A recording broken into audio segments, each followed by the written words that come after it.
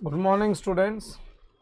Last lecture में financial instrument शुरू किया था हम लोग ने and we have started with Ind AS 32।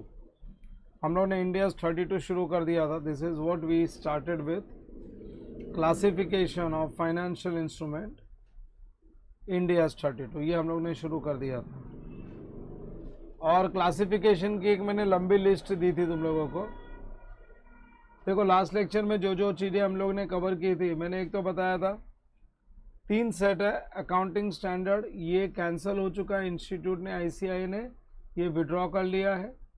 At present ये चल रहा है India 32 for presentation, 109 for accounting and 107 for disclosure purpose. और इनके जो रेलेवेंट IFRS है that is IAS 32, IFRS 9 and IFRS 7, ये इनके रेलेवेंट स्टैंडर्ड्स है। फिर उसके बाद में प्रेजेंटेशन मैंने मीनिंग बताया था फाइनेंशियल इंस्ट्रूमेंट का। मीनिंग ऑफ फाइनेंशियल इंस्ट्रूमेंट में देख सकते हैं हम लोग ने लिखा था financial instrument is a contractual arrangement which gives rise to financial asset for one party and financial liability और इक्विटी फॉर अदर पार्टी। दूसरे पार्टी के लिए वो फाइनेंशियल लाइबिलिटी भी हो सकता है, इक्विटी भी हो सकता है। और जो कॉन्ट्रैक्चुअल अरेंजमेंट है वो दो पार्टी के बीच में होना चाहिए and it can be written contract or it can be oral contract। फिर उसके बाद में हम लोग ने डिस्कशन किया था फाइनेंशियल एसेट्स और लाइबिलिटीज़ पे। यूनिट 1 में मैंने एक्सप्लेनेशन दिया था फाइनेंशियल एसेट्स पे, और फाइनेंशियल एसेट्स में बताया था कैश एंड बैंक बैलेंस है, कैश बैलेंस है, शॉर्ट टर्म इन्वेस्टमेंट्स है दैट इज़ 90 डेज मैच्योरिटी वाले कोई इन्वेस्टमेंट्स है, वो सब कैश एंड कैश इक्विवेलेंट्स माने जाते हैं। ये सारे फाइनेंशियल एसेट्स है बिकॉज कहीं ना कहीं हमारे पास राइट टू रिसीव कैश है। तुम बोलोगे सर कैश में क्या राइट टू रिसीव कैश है? तुमको याद है उसकी वैल्यू अपने को RBI दिलाता है। सो RBI के लिए ये फाइनेंशियल लाइबिलिटी होती है, हमारे लिए फाइनेंशियल एसेट होता है। Investments in equity instruments of other entities, equity shares में जो इन्वेस्टमेंट्स होता है वो हमको रेसिडुअल इंटरेस्ट हमारा right to receive residual interest होता है। अगर कंपनी लिक्विडेशन में जाएगी तो रेसिडुअल इंटरेस्ट जो मिलेगा वो हमको मिलेगा, ओनर्स को मिलेगा। फिर उसके बाद में contractual right, contract to exchange financial instrument with other financial asset. याद है डेटर्स एक फाइनेंशियल एसेट है, उसके बदले में हम लोग ने बिल्स रिसीवेबल एक्सचेंज कर लिया। क्यों एक्सचेंज कर लिया? क्योंकि डेटर्स बोल रहा है टाइम लगने वाला है तो उससे बिल ले लिया, तो डेटर भी एक फाइनेंशियल एसेट था, उसके बाद में कन्वर्ट हो गया और एक फाइनेंशियल एसेट में कन्वर्ट हो गया। फिर उसके बाद में है contract to exchange financial instrument with other financial asset which is favourable. याद है अपने पास बैलेंस शीट एसेट साइड में लोन गिवन था 10%, जिसमें से एक जेड लिमिटेड ने हमसे वो लोन परचेज कर लिया था और ये डील हुई थी कि 7% इंटरेस्ट वो कमाएगा, 3% हमको देगा। तो हमारे बुक से लोन तो निकल गया और 3% के लिए जेड लिमिटेड डेटर बन गया, क्योंकि एवरी मंथ उससे इंटरेस्ट कलेक्ट करना है अपने को। सो यहाँ पे हमारे लिए क्या हो गया, एक फाइनेंशियल एसेट जाके दूसरा फाइनेंशियल एसेट आया और ये फेवरेबल कंडीशन में रहा, ये हमारे फेवरेबल कंडीशन में रहा। डेरिवेटिव्स तो मैंने समझाया नहीं, डेरिवेटिव्स लास्ट कॉन्सेप्ट होगा अपना ये टॉपिक का। फिर हम लोग चले गए अगले पार्ट में दैट इज़ फाइनेंशियल लाइबिलिटीज़ में। Contractual obligation to deliver cash, अगर हमको क्रेडिटर्स को पे करना है, बिल्स पेबल पे करना है, आउटस्टैंडिंग एक्सपेंस पे करना है, ये सब में कैश देना है अपने को, तो they are the examples of financial liability. Contractual obligation to deliver other financial asset, creditors को पेमेंट करने के लिए बिल्स रिसीवेबल दे दिया, क्रेडिटर्स को पेमेंट करने के लिए इन्वेस्टमेंट्स इन इक्विटी शेयर्स दे दिया। तो एक लाइबिलिटी को सेटल, फाइनेंशियल लाइबिलिटी को सेटल करने के लिए कैश ही नहीं देना है, हम कोई दूसरा फाइनेंशियल एसेट भी दे सकते हैं। उसके बाद है number C, contractual obligation to exchange financial instrument with other financial liability under unfavourable condition.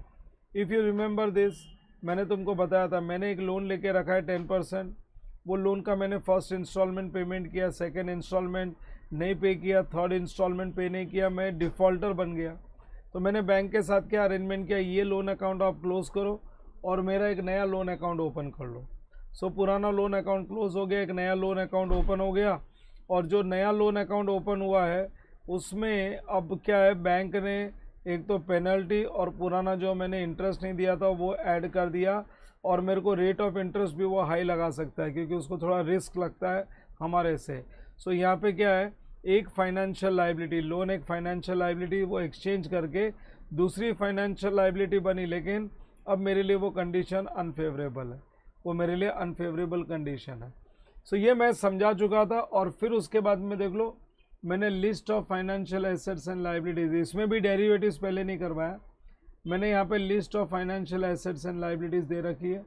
तुम लोग ये लिस्ट रेफर कर सकते हो, cash, bank, deposits accepted, debtors, bills receivable, यहाँ तक सारे financial asset, creditors, bills payable financial liability है, इन्वेस्टमेंट्स इन इक्विटी शेयर्स है, इन्वेस्टमेंट्स इन डिवेंचर्स है, ये फाइनेंशियल एसेट्स है, प्रॉमिसरी नोट्स फाइनेंशियल एसेट्स है, लेकिन इन्वेंट्री ओन्ड एसेट्स है, inventory is a owned assets, कोई किसी से पैसा लेना नहीं है, अपने कंट्रोल में है, तो ये कोई फाइनेंशियल एसेट नहीं है, ये नॉन फाइनेंशियल है।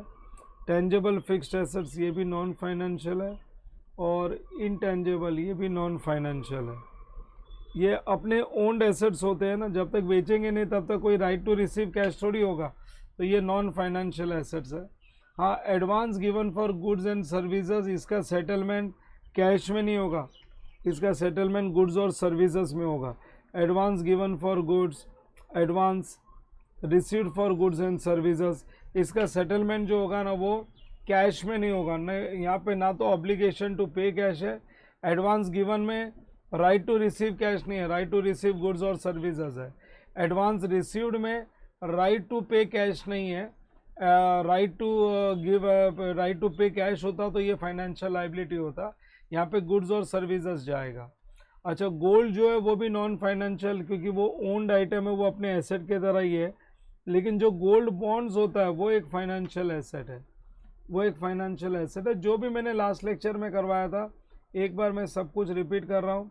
और equity share capital, reserves and surplus, equity share capital एक इक्विटी फाइनेंशियल इंस्ट्रूमेंट है, रिजर्व्स एंड सरप्लस को तो हम लोग इक्विटी मानते हैं, वो कोई फाइनेंशियल एसेट लाइबिलिटी या इक्विटी नहीं है, इक्विटी इंस्ट्रूमेंट नहीं है।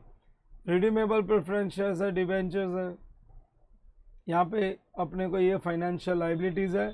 आउटस्टैंडिंग एक्सपेंस फाइनेंशियल लाइबिलिटीज़ है। Bank and other loans, these are also financial liabilities, ये भी हमारी फाइनेंशियल लाइबिलिटीज़ है।